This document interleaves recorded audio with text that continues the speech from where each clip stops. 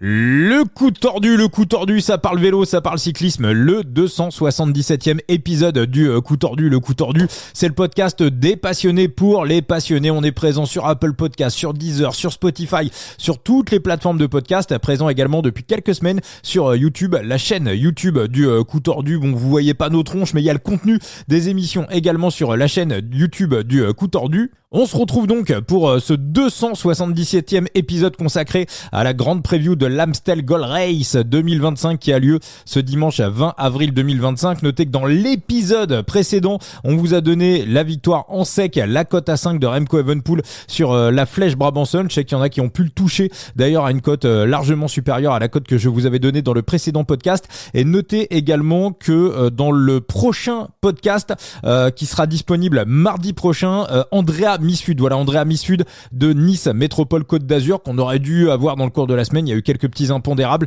mais voilà, donc on a pu décaler l'interview avec Andrea. On a plein de questions à lui poser. C'était le premier coureur qu'on avait reçu dans le coup tordu au lancement de la saison 1 en 2023, et donc Andrea va revenir dans le podcast et on voilà, il y a plein de sujets, il y a plein de choses à discuter avec Andrea. Mais pour cette preview de l'Amstel 2025, je ne suis pas tout seul. Comment il va, mon Thibaut ? Eh ben, il va très bien. Eh ben, parfait. Eh ben, cool. Content de te retrouver dans le podcast. Thibaut, on se fait une petite actu avant d'attaquer l'Amstel ? Eh ben, vas-y, prends-moi au dépourvu. Allez, non, on va revenir sur la flèche Brabanson. Toi aussi, dans tes previews, t'avais donné la victoire de Remco Evenepoel. Moi, je trouve les gens un peu sévères avec Wout van Aert. 4e à Roubaix, 4e aux Flandres. Aujourd'hui, il est battu parce que clairement Remco arrive déjà en grande condition et je pense qu'il l'a vraiment grignoté tout au long de la course. Et que c'est un sprint fatigué avec, il l'a dit à l'arrivée, et que déjà avoir réussi à tenir ce Remco Evenepoel là, en soi, c'est déjà une satisfaction. Et enfin, j'ai l'impression que dans la tête des gens, ça part un peu en Sagan comme il y a 3-4 ans, alors qu'en fait, il est encore fort, le Wout. Après, c'est un Remco qui l'a pas non plus tant malmené que ça. Il lui a pas mis tant de sacoches que ça. Il a fait des grosses accélérations, mais sans vraiment l'attaquer, parce que Remco attendait un face à face avec Wout van Aert et il s'était entendu là-dessus. Ouais. Honnêtement, non. Oui, les résultats de Wout sont ça en ferait pâlir plus d'un, et ça donne envie à plus d'un. Mais pour un Wout van Aert, on peut prétendre à mieux. Et honnêtement, quand tu te dis que un Remco Evenepoel revenant à la compétition t'a fatigué sur une course de 160 bornes. Moi, je sais pas, j'ai l'impression. Non, mais il y a de quoi souffler. Honnêtement, il y a de quoi souffler. Et puis quand tu vois son sprint. Remco est au-dessus. Oui, on savait que Wout van Aert était prenable par un Remco qui est loin d'être ridicule au sprint, mais remonte 3-4 ans en arrière, même 2 ans, ce Wout van Aert ne se fait pas péter au sprint par Remco. Oui, mais parce que Remco était nul au sprint à l'époque et qu'il a travaillé là-dessus. Mais moi j'ai même là, hein. Moi, j'ai l'impression qu'en fait, on a tellement, on est tellement depuis 1 an et demi, on est tellement impressionné par les performances de Tadej que en fait, ça dévalorise complètement les perfs de Remco, alors qu'à la base, le spécialiste de ces grandes envolées en solitaire, de base, on l'avait vu au championnat du monde sur la Classica San Sébastien. Oui, mais une envolée en solitaire n'a rien à voir avec un sprint. Non, mais ce que je veux dire, c'est que dans les bergs, je pense qu'il fallait le suivre. Moi, pour moi, il l'a pas agressé. Il a essayé de se barrer 2-3 fois, mais du Remco à 95%, on a affaire à un classic man de première catégorie. C'est encore une fois, si Tadej n'était pas là, on se dirait qu'on a peut-être affaire à un des plus gros monstres de tous les temps, quoi. De toute façon, on l'a bien vu. On l'a bien vu quand il a accéléré. On l'a bien vu quand il a accéléré dans le Herststraat. Le fait qu'on n'ait pas mis de barrières, qu'on ait mis des barrières justement dans les rigoles qui techniquement étaient accessibles, ça a avantagé Remco. On l'a déjà vu à son aise dans cette difficulté. On l'a vu. C'est là où il a fait péter Joe Blackmore. Et c'est là où il a mis un peu à mal Wout van Aert. Mais honnêtement, il y avait quand même mieux à espérer de Wout van Aert techniquement. Et malheureusement, il y a quelque chose qui va pas avec Wout van Aert, faut le dire. Ouais, il y a peut-être juste un petit peu le sprint à travailler, mais ouais, je sais pas. Non, il y a plus que le sprint. Il y a plus que le sprint. Non. Un Wout van Aert ne doit pas être épuisé sur autant d'axes. Il y a aussi peu d'accélération de Remco Evenepoel et sur si peu de distance. Un Wout van Aert ne doit pas être émoussé en fin d'épreuve. Je suis désolé, Vincent. Il est dur, Remco, quand même. Hein. De témoignages des coureurs, c'est un mec, quand t'es dans sa roue, c'est extrêmement compliqué. T'as quasiment pas de prise au vent. Il est ultra aérodynamique. C'est un mec qui est vraiment, dans la roue, il te tue, quoi. Encore une fois, hein, je pense vraiment que. Il n'y avait pas de vent aujourd'hui. Oui, mais même, quand t'es dans la roue de Remco, t'as l'impression d'être en contre-la-montre. Hein. Enfin, c'est encore une fois, moi, j'ai vraiment l'impression que Tadej minimise le monstre qu'est Remco Evenepoel et que ça banalise complètement le Remco.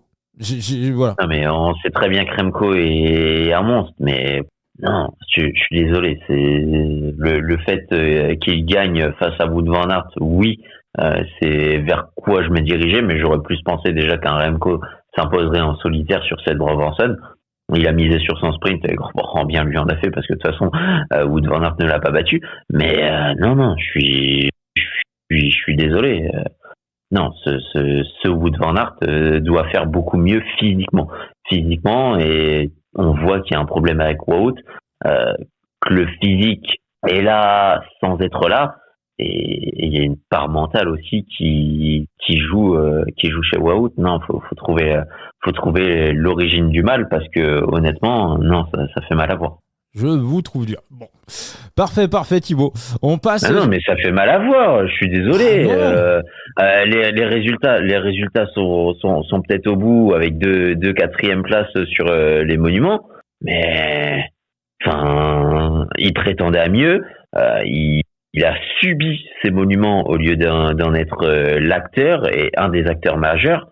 Non, c'est pas le Wout qu'on doit avoir. Je suis désolé, surtout sur ses objectifs de la saison, où il doit parce qu'il a annoncé être au top de sa forme. Ouais.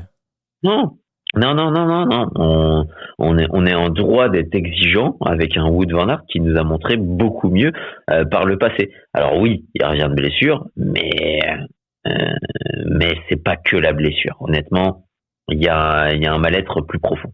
Ouais, mais je veux dire, pour conclure, c'est que dans les discours, j'ai l'impression qu'on parle de Sagan quand ça a commencé à plomber, quoi, ou même Julien quand quand il y a eu un vrai problème. Je veux dire, on est loin de ça, quoi.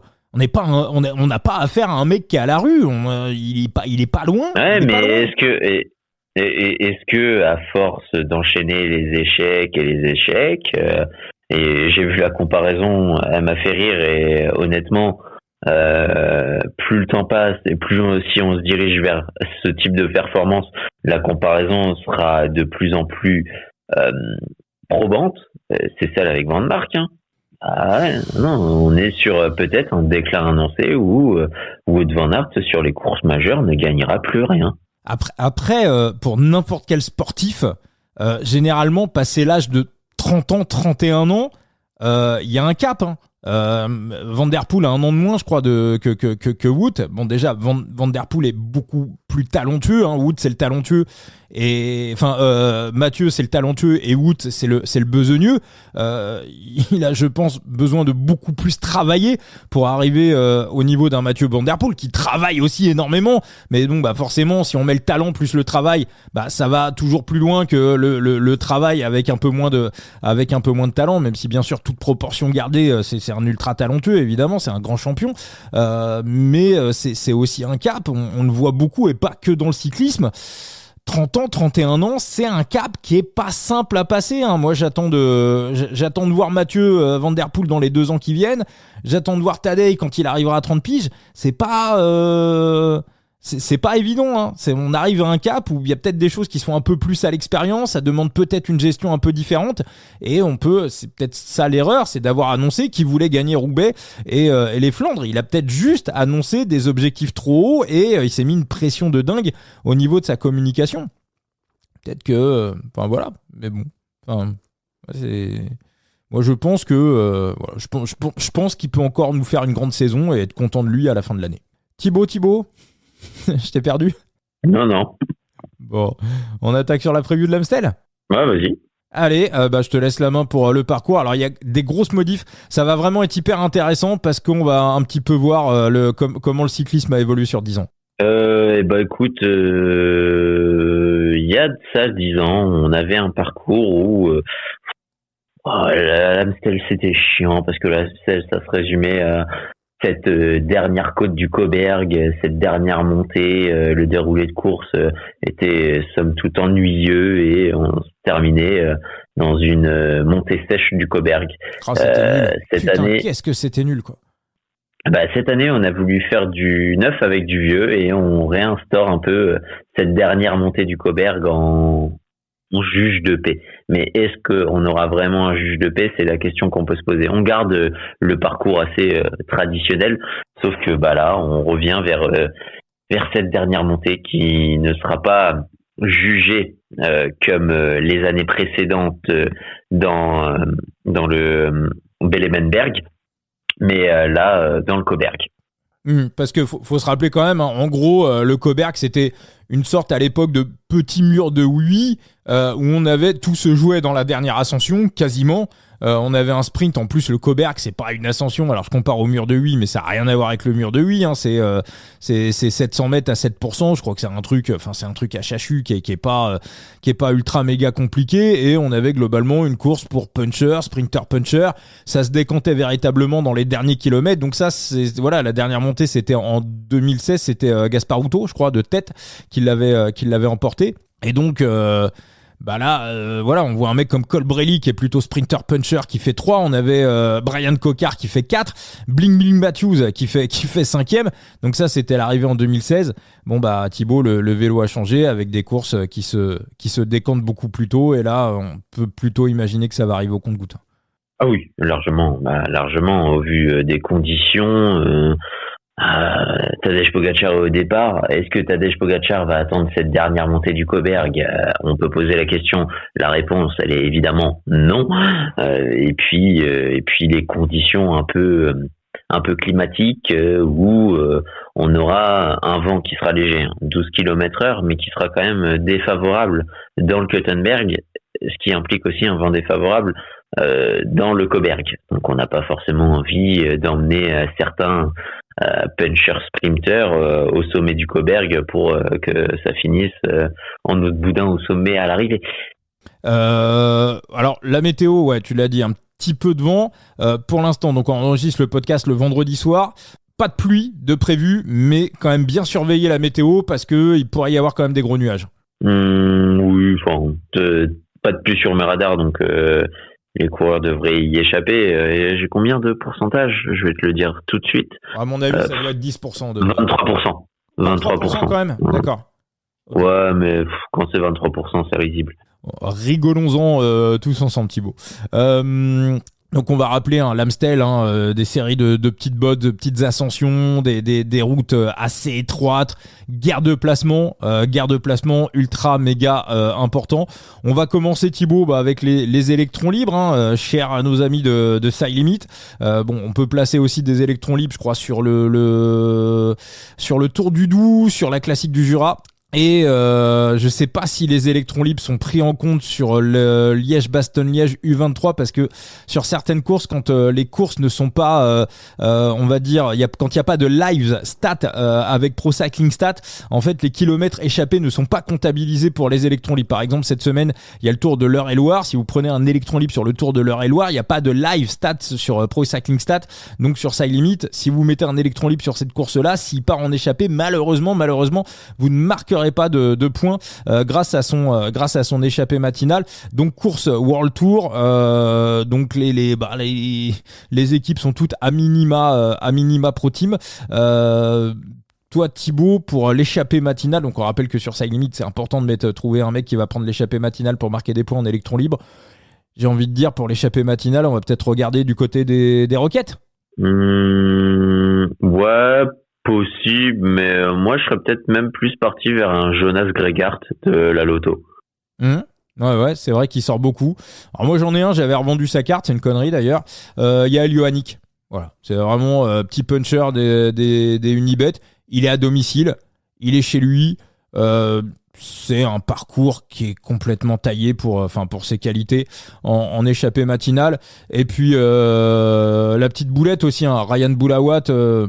Là, autant on l'a pas vu à l'avant sur Roubaix. Alors après, on a compris. C'est marrant d'ailleurs, ce Paris-Roubaix où Jean-René Bernaudot dit que il veut voir ces gars à l'avant sur Paris-Roubaix. Et puis quand on regarde les vidéos du team Total Energy, je sais pas si t'as vu avec comment il s'appelle le DS là qui fait tous les briefs là qu'on voit dans l'ancien coureur, qu'on voit dans tous les. De quelle équipe tu disais? Total Energy. Quand on voit toutes les vidéos là en immersion avec la Total Energy, là il y a un DS qu'on voit tout le temps.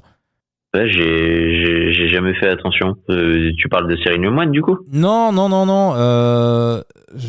Voilà, c'est si attends, je vais Dominique Arnoux. Romain Sicard. Non, Dominique Arnoux. Dominique Arnoux. Ouais, Dominique Arnoux. Je fais jamais attention aux vidéos des Total donc. Ancien, il a été champion du monde d'ailleurs, je crois de cyclocross, Dominique Arnoux. Au moins champion de France, ça c'est sûr. Et donc voilà, qui était un grand cyclocrossman. Et donc Dominique Arnoux, dans le brief, dans le bus avant la course, il dit, tu l'as vu, non? Tu l'as pas vu? Non, j'ai pas vu. Non, d'accord. Non, je t'ai dit, je regarde pas les vidéos des Total, donc je peux pas te dire. Non, mais c'est intéressant. Dans le brief avant la course, il dit aujourd'hui le leader c'est Anthony, quoi. Voilà, donc faites tout pour placer Anthony. D'ailleurs, il a pas eu de chance, hein, Anthony Turgis. Il était assez bien placé, on va dire, jusqu'aux 2/3 de la course.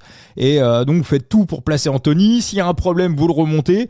Donc en gros, c'est pour ça qu'on n'a pas vu les Total Energy dans l'échappée matinale. On les a quasiment pas vus essayer de sortir dans cette échappée matinale. Donc j'ai trouvé ça amusant en fait, et ça me faisait repenser un petit peu à ce qu'avait expliqué Cédric Vasseur dans Bistro Vélo.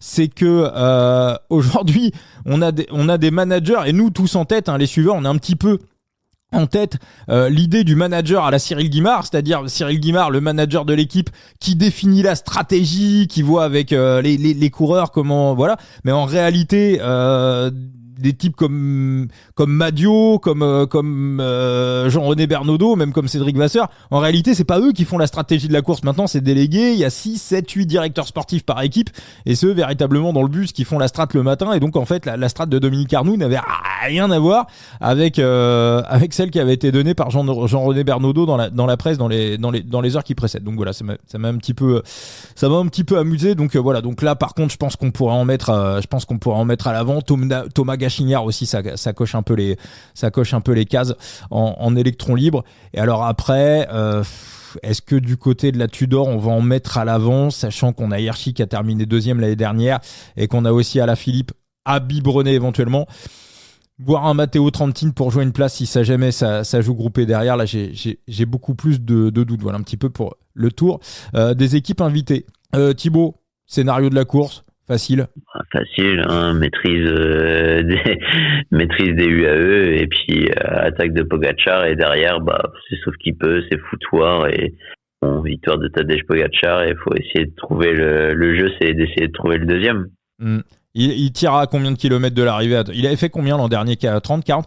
C'est Benilly qui avait bien tenu quand même l'année dernière. Il y a 2 ans. Il y a 2 ans, ouais. Ah oui, c'est vrai. Il y a 2 ans, il était parti dans le Kuttenberg, sauf que là, du coup, on a 5 kilomètres de plus, 4 et quelques, avec la rallonge pour aller prendre le Koberg. Maintenant, j'ai envie de te dire, je pense honnêtement qu'il va se barrer dans l'Isebersberg. Donc, allez, à 40 km de l'arrivée. Moi, j'ai quand même une interrogation. C'est l'attitude de Remco Evenepoel. Est-ce que Remco, il l'a dit lui-même, il n'est pas encore à 100%. Est-ce que d'entrée, il se dit je joue la 2e place, allez peut-être la première si jamais il y a un impondérable, et je fais ma course sans Tadej en verrouillant la 2e place, parce que l'Amstel, alors c'est très technique l'Amstel, hein. Remco c'est pas forcément, même s'il a fait énormément de progrès, c'est pas forcément le coureur le plus technique, mais il arrive quand même, on l'a vu aujourd'hui, hein, ça tenait bien la route, et il arrive quand même avec une équipe, alors même si c'est pas la meilleure équipe, hein, on a du lourd notamment du côté de la Red Bull Bora, on en reparlera, mais Remco, est-ce qu'il se dit je fais ma course sans prendre Tadej en compte, ou alors, à ton avis, est-ce que pour le spectacle, il essaye de le suivre le plus loin possible, quitte à éclater dans le final et à finir 30e si jamais il se tue dans les roues de Poggi. Il se tuera pas dans les roues de Poggi, au pire il sera décroché, mais il est toujours au-dessus de la concurrence, ça fait partie des meilleurs rouleurs du monde, donc il y sera son effort, il ira chercher la 2e place. Je pense aussi, moi. Je pense que pour le geste, pour le spectacle, je pense aussi que quand Poggi va attaquer, je pense que Remco va lui sauter dans la roue et que on va avoir un beau duel. C'est aussi un petit peu le scénario que je vois. Je suis assez d'accord avec ça, qu'à un moment donné, Tadej va lâcher Remco. Est-ce que on peut avoir un 3e larron, un mec suffisamment fou pour se mettre dans les roues et voilà, s'il y en a un qui se met dans les roues, quelle attitude? Est-ce qu'il pourrait pas y avoir une stratégie des UAE à en mettre un 3e avec Remco et Tadej? On a vu que c'est un petit peu ce qui a pêché aussi à un moment donné sur Paris-Roubaix. Hein. On a vu quand même que quand Van Der Poel avait Philipsen avec lui, il a un petit peu joué avec les burnes de Poggi avec ça. Et je me suis dit, là, à ce moment-là, tactiquement, si Poggi avait été en supériorité numérique, là, on serait revenu sur le scénario dont tu nous avais parlé, à savoir que Poggi aurait pu, avec un équipier, utiliser un équipier comme leur pour user un petit peu Van Der Poel. Et c'est un petit peu l'inverse. C'est ce que voulait faire. C'est dans son interview. Dans les paddocks de Roubaix et du Vélodrome, c'est ce que Vermeersch a concédé. Hein. Il était extrêmement dégoûté parce qu'il voulait un peu aussi faire sa course, être devant et pouvoir attaquer et jouer un peu sa carte. Donc il était extrêmement déçu. Donc voilà, donc tactiquement, il n'y a pas autre chose à faire qu'un mano à mano entre Tadej et Poggi, quoi. Entre Tadej et Remco. D'accord. Ouais, et encore, je sais même pas si Remco sera bien placé dans la route Tadej Pogačar au moment où Poggi va démarrer. Donc bon. Et je suis même pas sûr en l'ayant vu. Je suis même pas sûr en l'ayant vu dans ses premières montées du Mokerstraat qu'il puisse être en capacité de suivre Tadej Pogačar. Un Ben Nili, lui, si jamais il peut accrocher les roues, il va tenter d'accrocher les roues, lui. Il va se brûler. Si jamais il y en a un qui arrive à accrocher tout ça, tu penses qu'il doit... TDS, tu lui dis de rouler ou tu lui dis de pas... Je lui dis d'aller à l'ambulance parce qu'il va se brûler. Parce qu'il s'est brûlé. Okay. Et qu'il sent pas la douleur encore, mais que la brûlure va bientôt faire son apparition. Non, il y a personne qui peut suivre Poggi. Mais alors, si Wout a réussi à s'accrocher à Remco, est-ce que Wout peut pas aussi réussir à s'accrocher à Remco qui réussira à s'accrocher à Tadej? Oui, puis Wout, il a réussi à s'accrocher à Poggi, tiens, pendant les périodes de classique. Oui, mais voilà. Je pense que tu as ta réponse. Et Pidcock, pas un peu décevant aujourd'hui sur la Brabanson, il termine 11e. Quand le coup est parti, il était un peu surpris. Semble un peu surpris. Attends, il était bien placé. Non, il y a physiquement que ça pêche au moment crucial. Hein. Non, il y a aucune excuse pour Pidcock. Il était dans le groupe avec eux. Thibaut, dans Saderail, t'avais donné une surprise. T'avais donné Simone Velasco. Est-ce que t'as bien donné ça, hein? J'ai pas halluciné. En podium. Ouais. D'accord. Et alors Velasco, tu le vois podium dans quel scénario? Tu penses que c'est un mec qui peut s'accrocher ou on va compter les points UCI chez Astana et on va gentiment accompagner et faire sa course sans les deux monstres? Déjà, est-ce qu'il est aligné? C'est ça la question. Parce que là, je vois Scaroni aligné de dernière minute, mais l'équipe, elle est pas encore, elle est pas encore communiquée. Officiellement, ouais. C'est vrai. Logiquement, on a Champoupou. Parce que là, il y a un homme en trop en fait dans cette start list. Effectivement, il y a un homme en trop dans la start list. Ok, Thibaut. Et écoute, on va basculer donc, donc sur le scénario. Donc ça te paraît verrouillé pour toi. Hein, je te demande pas le pronostic. Premier Remco, deuxième Tadej. Premier Tadej, deuxième Remco. Pas sûr que Remco soit deuxième. D'accord. Ok. Ah, tu penses qu'il pourrait se faire manger derrière? À voir tactiquement, ouais. Il y a pas de. Encore aujourd'hui, oui, bon, il s'échappe, mais en fait, faut qu'il s'échappe avec Poggi. Je suis même pas sûr que dans les moments cruciaux, à l'approche, il soit bien placé, il puisse suivre Pogacar. Donc après, derrière, ça se joue dans un groupe et il peut être piégé par les mouvements de course. Donc ça peut arriver un peu au compte-gouttes. Ouais, je suis pas entièrement non plus serein pour une deuxième place de Remco Evenepoel. Parce que c'est vrai quoi, il y a toute cette bataille de placement et on a d'énormes collectifs en face. Donc là, c'est un petit peu comme les trains. Toi, le collectif à part les UAE, quel est le collectif qui t'impressionne le plus? C'est une bonne question. C'est une bonne question. Techniquement, sur le papier, c'est potentiellement les Lidl Trek. Hein. On est d'accord. Moi, j'aime bien. Après, c'est sur le papier. Sur le papier, parce que est-ce que sur la forme du moment, c'est séduisant. C'est là où un peu le bas blesse, tu vois, parce que c'est pareil. Sur le papier, la Red Bull Bora en Greux, ouais. Dans les faits, ça se discute, quoi. Dans les faits, tu vois, limite, je donnerais plus un avantage à la Jayco Alula. La Jayco, ouais, mais alors maintenant, au niveau de la Jayco, on court pour qui? Tu vois, c'est-à-dire comment on définit la hiérarchie, parce que O'Connor, si jamais on sait que quand ça part de loin, ça favorise plutôt les profils de sprinters. Mais maintenant, O'Connor, c'est pas un type de classique qui vraiment lui correspond. Pipo Zana, c'est pas non plus là où il sort son A-game. Et Bling Bling Matthews, alors c'est une course qui lui réussit bien, mais vraiment si ça se décompte de loin, c'est aussi Bling Bling, il va aller jouer un fond de top 10, quoi.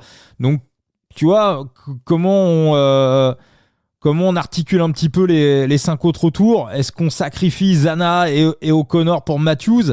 Est-ce qu'on vient avec 2 leaders? C'est pas...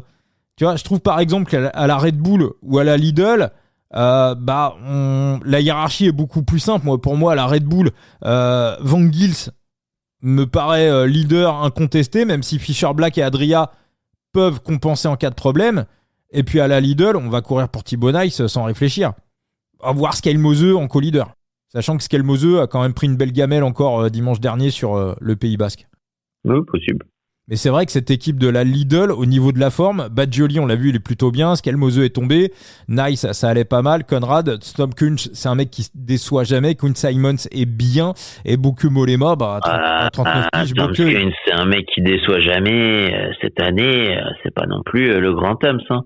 C'est pas encore le grand Toms. Ouais, il nous fait une petite 20e place sur la ronde du lab. Mais souvent, c'est un mec qui est quand même sacrifié pour ses leaders. Et quand il joue sa carte, enfin en tout cas ce qu'on avait vu l'année dernière, quand il a sa carte à jouer, il déçoit rarement. Après le taf pour les leaders, il le fait. Moi c'est Mollema qui a 38 piges là. Le mec il a. Il tourne bien. Hein. Ah ouais, mais je crois qu'il est re-signé il est re-signé encore pour l'an prochain. Ils ont annoncé sa fin de carrière pour la fin de l'année 2026, mais Mollema, je le vois pas. Lui, franchement, tu vois, en top 10 surprise. Si jamais Nice, c'est un peu compliqué. En top 10 surprise, Bokue Mollema, c'est un peu... tu vois, s'il a les coups des franches et si on le sacrifie pas, tu vois, ça peut être pas mal. Sinon, Thibaut, qu'est-ce que... Voilà, les coureurs qui t'intéressent, des mecs en forme, des top 10, des top 3, comment tu vois la chose? Faut y réfléchir encore. Top 10, top 3, honnêtement, je sur ma surprise Velasco, une course débridée, et ça il aime bien. C'est pas non plus un mec qui a un ridicule en petit comité. Ce type de difficulté, il les aime bien. Honnêtement, moi je reste toujours séduit par un podium surprise de Velasco. Hein. Malgré l'alignement de dernière minute de Scaroni. Scaroni, on sait qu'il a eu ce problème au Strade Bianche. Quid de la condition de reprise sur l'Amstel. Non, je reste toujours séduit par Simone Velasco s'il est aligné.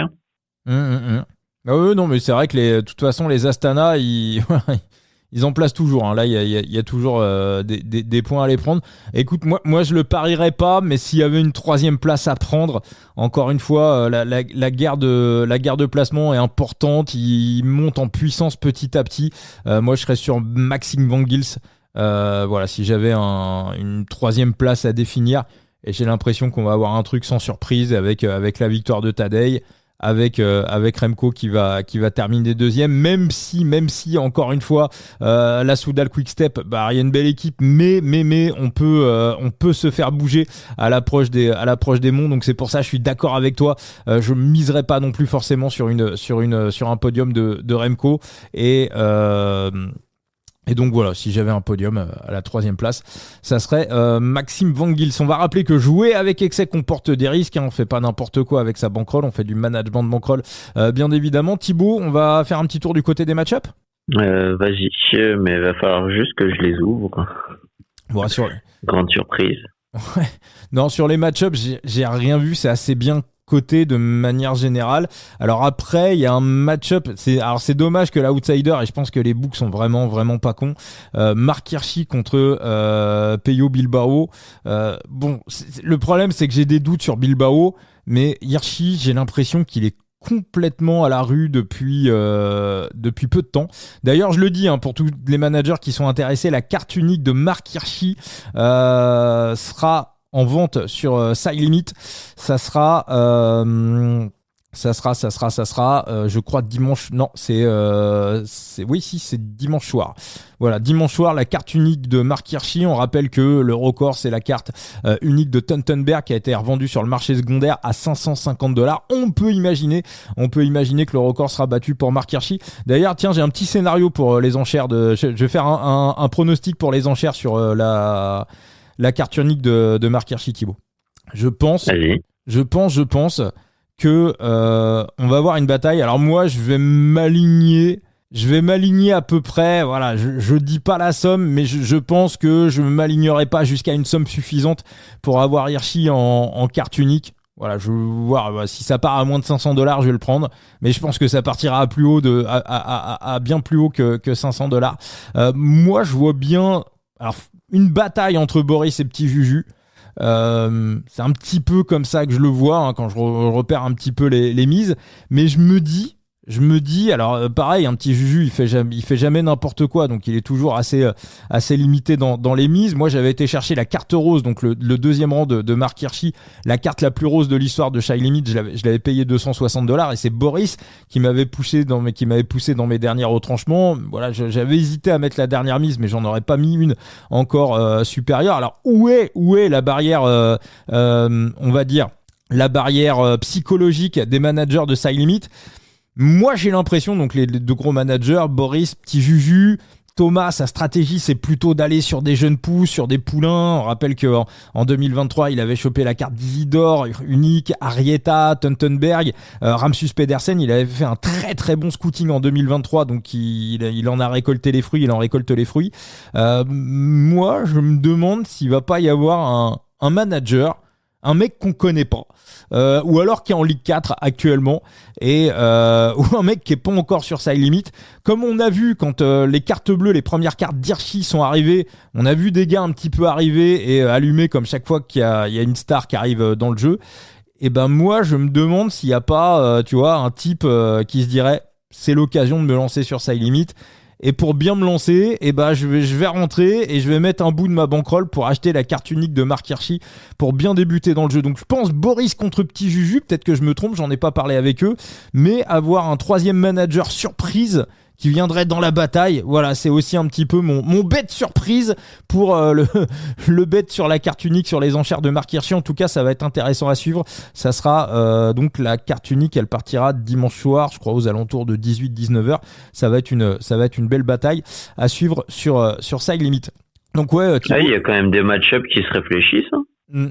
Moi, tu vois, Hirschi, j'ai l'impression que le problème, c'est qu'il est sur le pont depuis le mois de janvier, qu'ils l'ont essoré comme pas permis, et qu'il est vraiment en fin de cycle.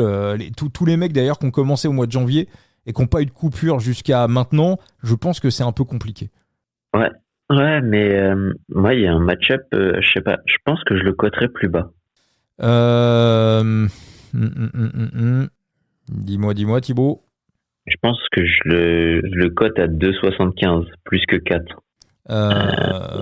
Marine Vandenberg face à Michael Matthews. Je comprends que Michael Matthews soit favori.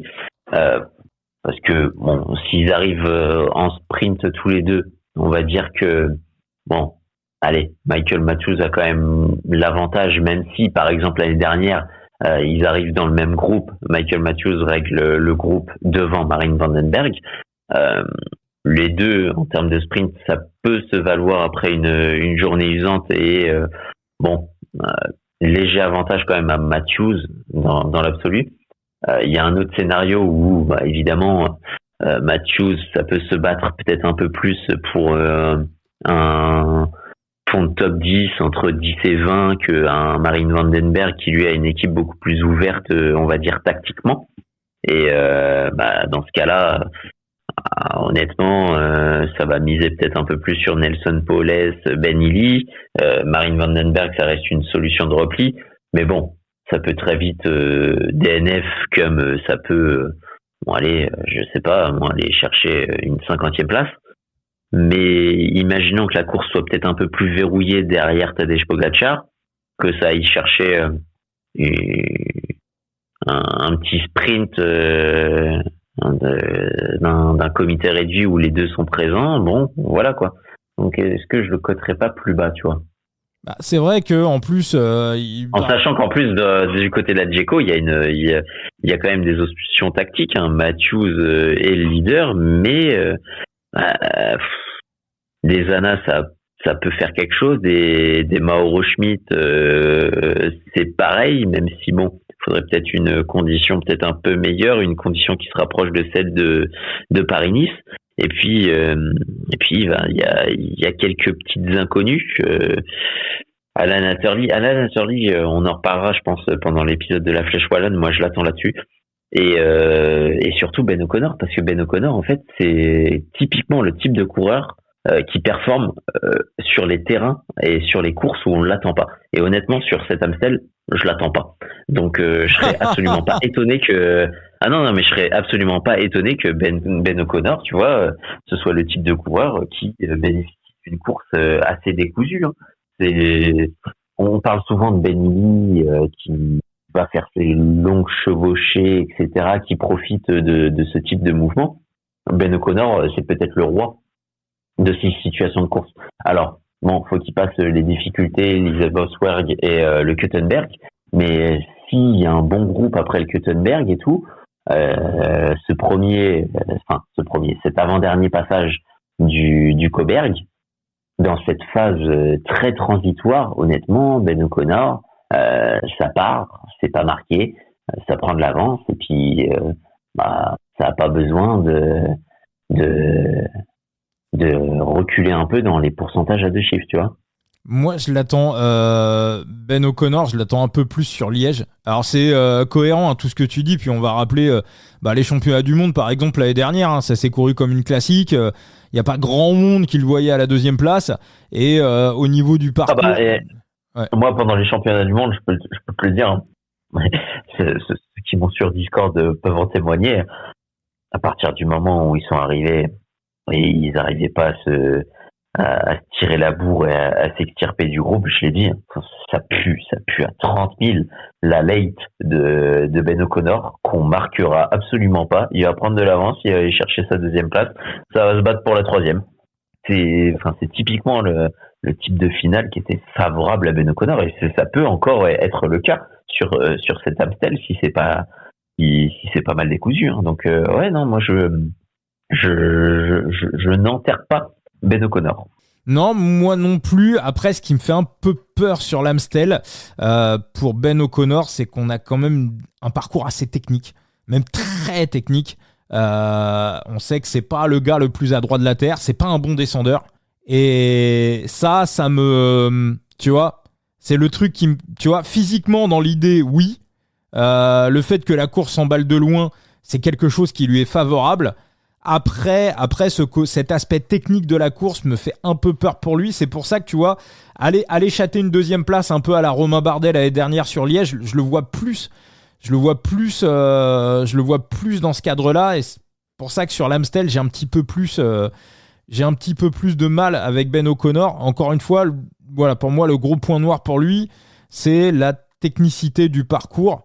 Même si sur tout le reste, les ascensions, on n'a pas beaucoup d'ascensions avec des pourcentages à 2 chiffres. On sait que c'est un peu son problème à Ben O'Connor. Après, c'est vrai que sur tout le reste, il coche les cases. Course décantée de loin. C'est ouais. C'est un peu tout ce qu'il aime. Moi, il y en a un qui me plaît bien aussi sur ce type de parcours. Il aime les parcours longs. Lui, par contre, il aime les parcours techniques. Il a fait un gap de dingue en montagne parce qu'il a été pendant 4 mois... il a vécu pendant 4 mois du côté de Calpe en Espagne. Il avait loué une baraque là-bas. Et puis, sa frangine disait sur Eurosport que tout de suite, il en a ressenti les bénéfices. C'est Axel Laurence. Moi, je trouve que l'Amstel, c'est... comme Papache, d'ailleurs. C'est vraiment... pour moi, c'est 2 candidats au top 10. Ouais, mais trop décousu. Trop décousu pour que je sois séduit, tu vois. Honnêtement, en top 10, j'ai bien une idée, mais je sais pas sa cote. Quoi 750 ? Mais jamais de la vie. Jamais de la vie. Son top 10, il va être bien. Alors, Thibaut. Warren Barguil. Ouais. Ouais, on arrive pile sur les courses qui lui conviennent bien. Ouais. L'Amstel, de souvenir, il aime bien. Attends, je vais aller filtrer ses résultats. Mais je le fais vraiment de souvenir. Mais non, peut-être il a fait des résultats sur l'Amstel, ouais. Oh, quoique. Meilleure place 15e. Ouais, attends. Mais non, mais il a jamais été loin du game. Place 15e, ouais. Regarde, je te le fais dans l'ordre de... jamais loin du game. C'est vrai qu'il était souvent dans les bons coups, tu vois. Donc c'est aussi peut-être pour ça que je pensais qu'il avait de meilleurs résultats que DNF 35, 21, 25, 45, 15, 72. Mais c'est un type de course qui lui correspond bien. La Flèche encore mieux, hein, on va pas se mentir. La Flèche, c'est candidat clair au top 10. Mais c'est vrai que sur une course décousue comme ça, où ça peut profiter à des styles grimpeurs comme Wawa qui aiment bien ce type de course assez débridée. Ouais, non, mais c'est ça peut se tenter, effectivement. Encore une fois, j'irai pas dessus, mais ça peut se tenter. Moi, je trouve que les boucs, ils sont quand même bien vicelards sur le coup. Pareil, le Skelmose contre Dylan Teuns. Skelmose, on sait qu'il a pris une belle gamelle la semaine dernière. Et Teuns qui a expliqué dans comment ça s'appelle, là, le journal flamand, là, que tout le monde... Ouais, qu'en fait, il avait eu un gros virus pendant l'hiver qui l'avait vraiment un peu... qui l'avait perturbé dans sa préparation et qu'il se remettait, tu vois, il était pas encore à son pic de forme. Bon, il attend l'Amstel impatiemment, mais voilà, il est pas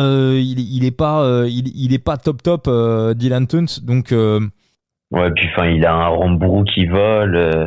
Il y a un Rambourou qui vole, voilà, et à Rambourou, il a jamais aussi bien grimpé qu'en ce moment, j'ai l'impression. Ouais. Et puis, comme je te le disais dans ce dérail, j'ai relu mes anciens articles que j'avais sur Upload sur WordPress et le dernier article que j'avais fait sur l'Amstel, Rambourou, c'était mon prono.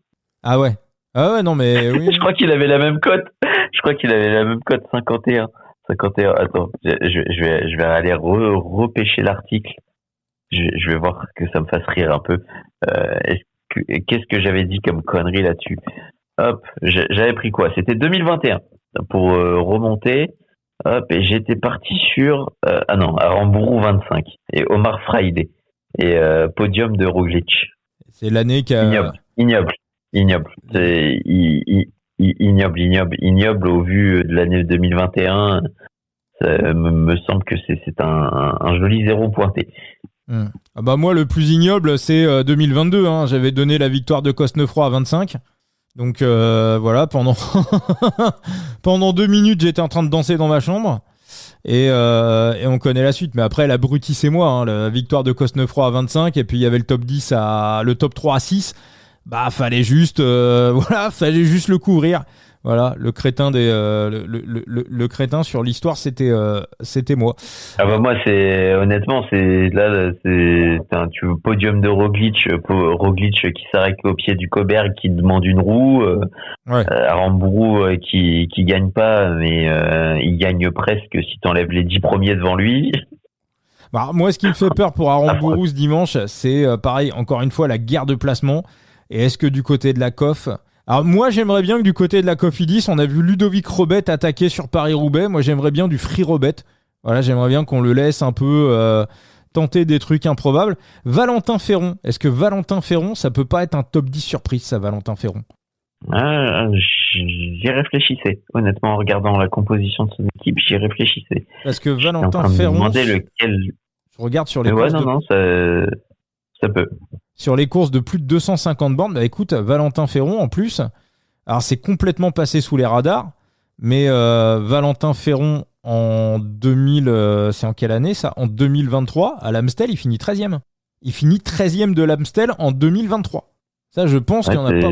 C'est vrai que ça peut être un bon indicatif sur une course débridée de loin, honnêtement. Ouais. Et alors, la forme du moment, ça dit quoi, Valentin Ferron?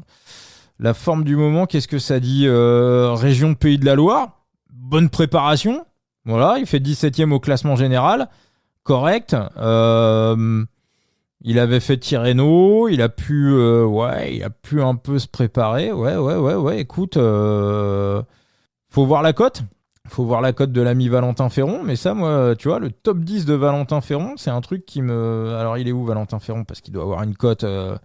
Il doit avoir une cote monumentale, le copain. Ouais, le copain que je veux vraiment observer, c'est Luca Kubis. Pour un top 10 aussi, surprise. Il est à 1000. C'est un type de... Il est à 1000, Ferron. De quoi? Ferron, il est à 1000, la victoire. Ouais, c'est haut.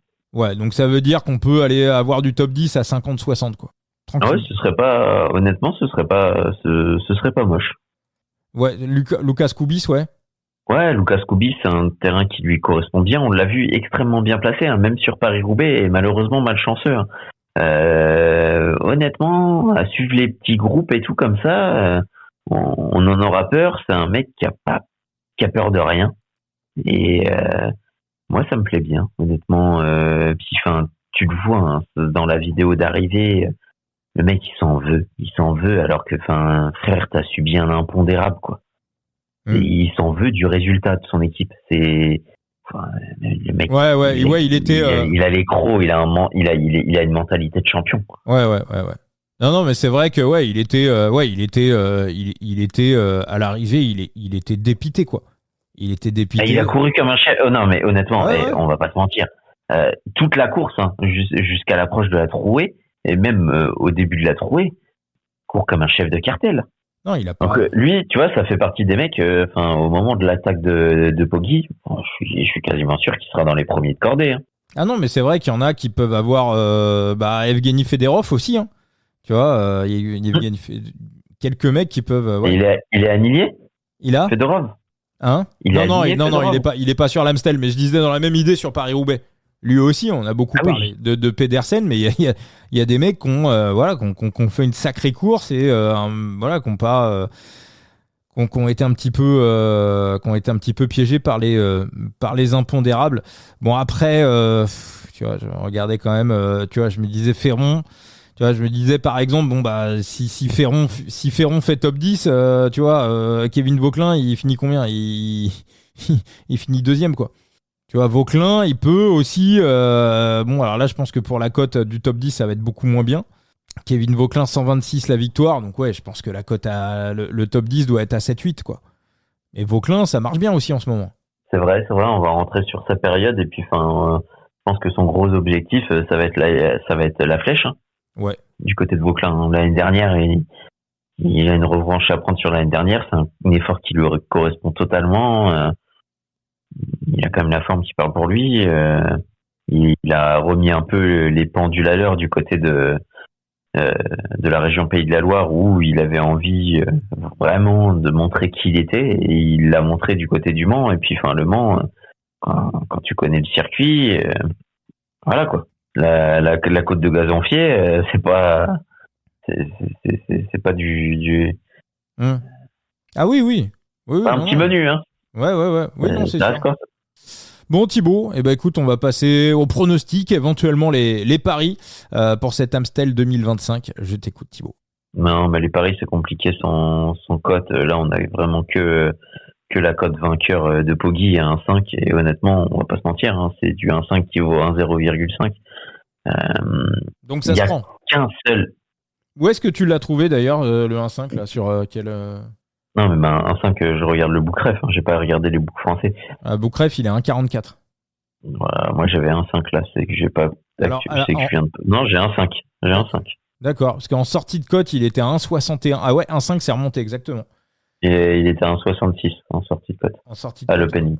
Ouais, moi je l'avais vu à 1,61 et là pour l'instant en France, au moment où on fait le podcast, je vais aller voir du côté de Tagada, mais au moment où on fait le podcast, il est à 1,40 et 1,40. J'attends Ah, c'est Tagada. chiant. Ouais. Ouais, c'est chiant parce qu'en fait, il y a qu'un seul élément qui va contre Tadej Pogacar. Et le seul élément, c'est le fait qu'il est fait rouber et qu'il est fini exténué. Est-ce que il peut avoir un peu dans les jambes et le corps ressentir encore un peu la fatigue de cette course assez usante une semaine après? J'y crois pas non plus, tu vois. Mais c'est le seul élément que je peux vraiment potentiellement entendre, tu vois, à l'encontre Tadej Pogacar. Mais pour le reste, Tadej Pogacar, au pire du cas, il est quoi? Il est suivi, mais c'est la technique de l'harceleur. Le mec, il a 1000 cartouches par rapport aux autres. Et un coureur traditionnel, ça a deux, allez, 3 cartouches. Alaphilippe en avait eu 5 du côté des Flandres pendant le mondial, mais pas plus. Tadej Pogacar, au Ronde van Vlaanderen, il nous en a lâché 8. Oui. Voilà, tu veux faire. Et puis je vais aller encore un petit peu plus loin. Tadej Pogacar, il gagne des grands tours parce que c'est le coureur qui a la meilleure récupération au monde. D'ailleurs, tous les immenses champions, Merckx, Hinault, Anquetil, tous ces grands champions-là avaient une capacité de récupération supérieure aux autres. C'est-à-dire que Poggi, en 3e semaine de grand tour, il a quasiment l'état de forme du début en fait. La fatigue pèse très très peu sur lui, donc le fait qu'il ait récupéré de Roubaix, moi j'ai aucun doute, j'ai absolument aucun doute là-dessus. Hein. On a 7 jours de course. Il y a pas, surtout qu'en plus il a pas non plus énormément couru depuis le début de l'année. 14 jours, dont l'UAE Tour, il a fait sauter 2 courses pour pouvoir faire l'enchaînement de tous les monuments plus le triptyque ardennais. Donc il y a quand même une gestion assez intelligente et assez mesurée. C'est pas l'époque de Merckx ou ni même l'époque en fait de Philippe Gilbert où il va arriver sur le triptyque ardennais, il a 30 courses quoi. 30 jours de course. Ah oui, non, c'est bien réfléchi, c'est bien géré. Ouais. Il y en a 14. D'ailleurs, Philippe Gilbert, il avait combien de jours de course avant son triptyque ardennais? C'est la grande question, ça. Ouais. Écoute, 2011. Je vais aller voir. Ouais. Je vais te dire, mais là, allez, avant le triptyque ardennais. 1, 2, 3, 4. 4 plus 7, donc 11, 12, 13 plus 5. Et plus 5, voilà, 23 jours de course. Ouais, 9 jours de course en plus. Ça me surprend pas. Alors, il y en a un dont on n'a pas parlé aussi. Ça peut être aussi un bon parcours pour lui. Je regarde ce qu'il donne sur les courses de plus de 250 km. Et c'est Romain Grégoire. Et Romain Grégoire, l'année dernière, il finit 12e. Il va arriver sur la période où il veut performer. Et il s'est préparé pour ça. Alors après, est-ce que tous les mecs qui sortent du Pays Basque, on sait quand même qu'on a eu un temps bien dégueulasse sur la dernière étape du Pays Basque. On sait que ça, au niveau récupération, c'est pas idéal. Non. Non, je pense pas. Il y a eu le temps quand même. Ouais. Non, je pense pas.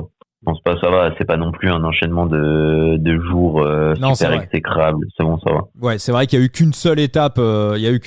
Compliquée.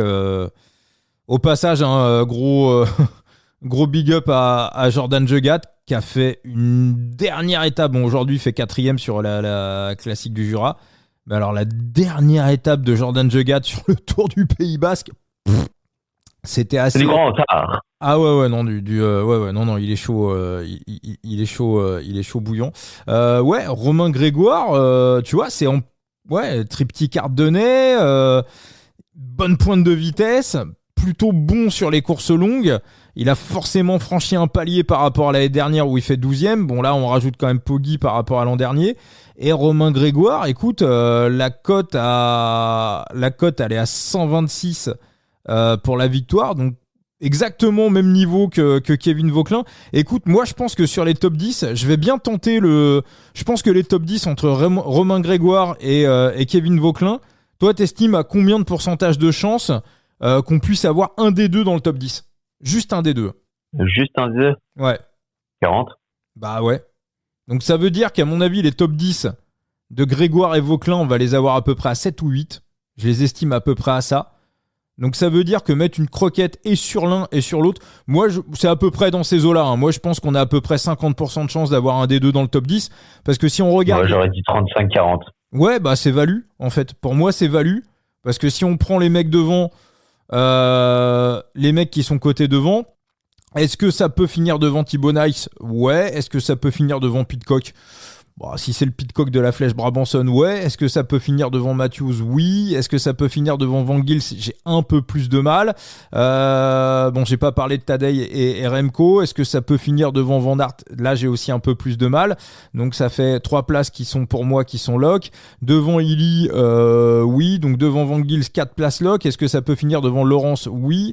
Est-ce que ça peut finir devant Aramburu? Oui. Devant Skelmose, clairement. Devant Paoles, oui.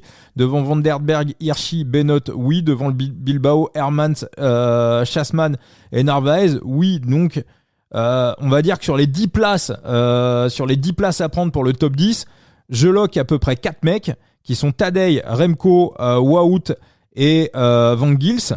Donc, pour moi, il y a la place. En fait, pour moi, il y a la place sur 2 gars qui sont forts sur les courses longues, qui sont dans un très bon état de forme. Vauquelin, j'ai pas regardé. Est-ce qu'il a déjà fait des trucs sur... Tu lock Van Gils quand même? Dans le top 10? Ah, je serais surpris. Je suis pas sûr que je le lock. Ah, moi, je serais quand même surpris qu'il soit pas dedans. Franchement... Je suis même pas... mais la forme actuelle, je suis même pas sûr que je le lock. Hein. Il revient. Mais après, effectivement, voilà. Allez, je le lock à moitié. Sur le Pays Basque. Je le lock à moitié. Mais oui, donc voilà. Alors après, si les codes sont à 5... bah, ça va être un peu plus compliqué de mettre les deux à 5 parce que ça va être un peu plus au niveau des probas. Si les deux top 10 sont à 5, plus dur. Mais si les deux top 10 sont aux alentours de 7, 8, franchement, petite mise de 0,06% de bankroll sur les deux, un des deux qui passe. Moi, je trouve ça value. Voilà, je serais surpris que j'ai juste regardé parce que vraiment, encore une fois, c'est deux. Voilà, ça leur correspond. Et quand on retire les 2-3 monstres qui sont devant, bah, ils n'ont pas grand-chose à envier aux autres, quoi, finalement. Tu vois, là, si je prends Kevin Vauquelin sur l'Amstel, je sais qu'il aime les efforts longs.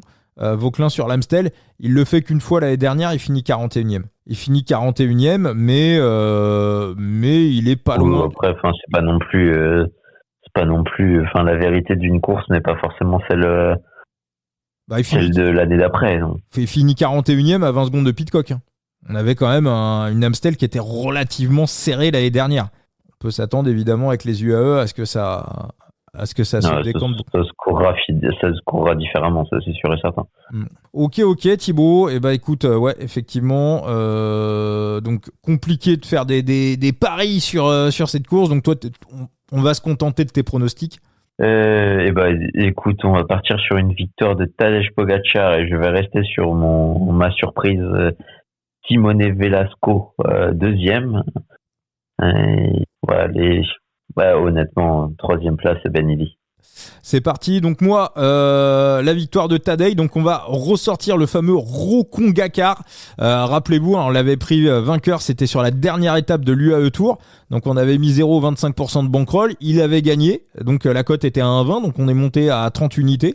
Donc on va récupérer ces 30 unités, donc c'est 30 euros sur une bankroll à 10 000 euros et 15 euros sur une bankroll à 5 000 euros, et on va reprendre la cote de Poggi et on va la mettre en Rokongakar, et je pense qu'on le refera sur la flèche et on terminera ce Rokongakar. Ah ouais, c'est un recombiné. Ah moi je pense qu'il fait le triplé.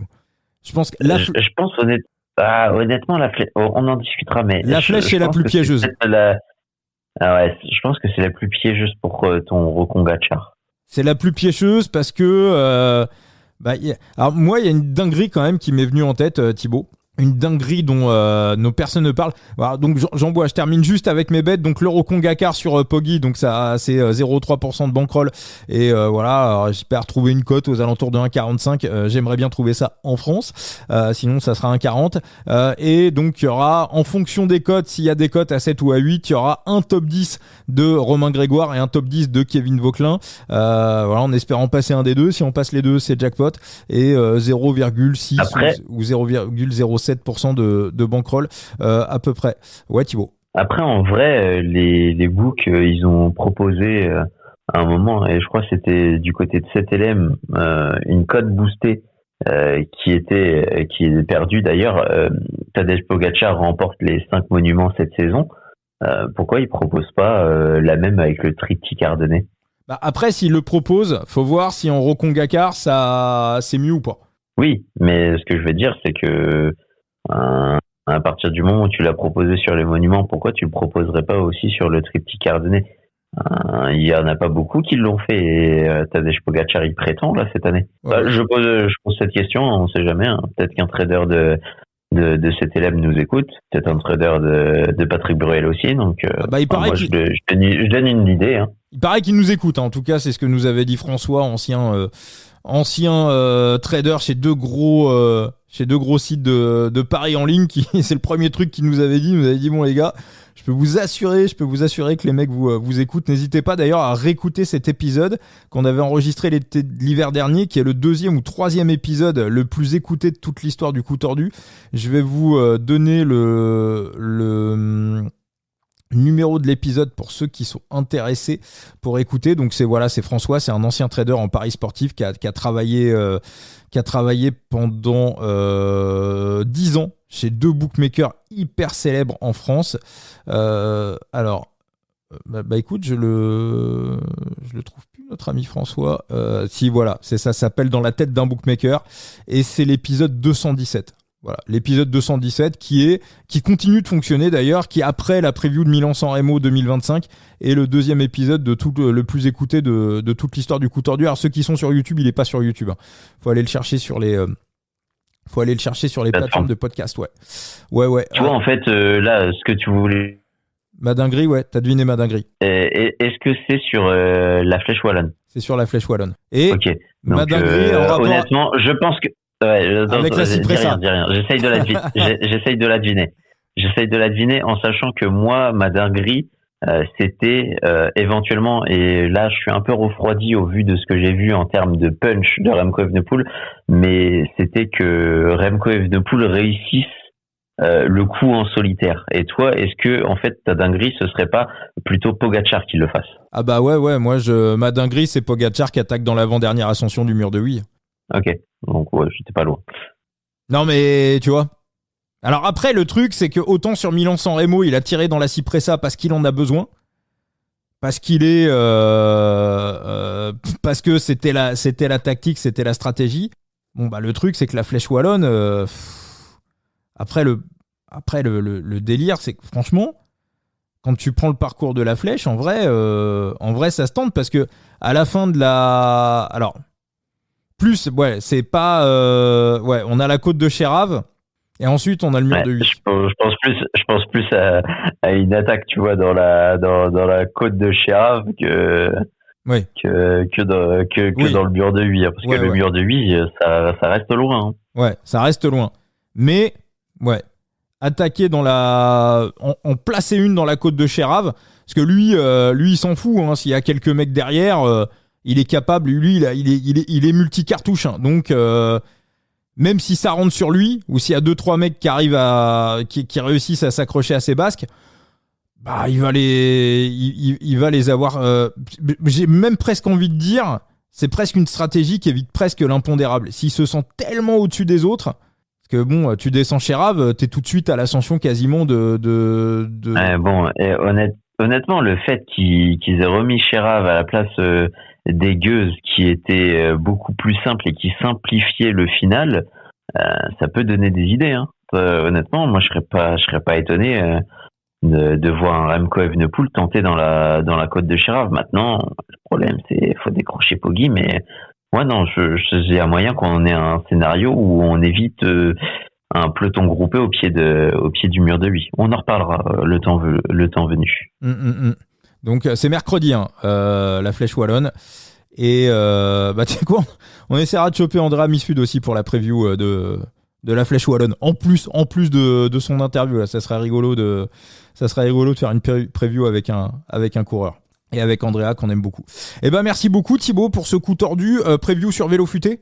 Preview sur Vélo Futé, il faut que je mette à jour la météo et dès à présent que je finisse la transposition de Liège-Bastogne-Liège qui sera publiée dès dimanche. Bon, parfait. On rappelle ton compte X, ton compte Twitter, c'est Thibaut Chambre.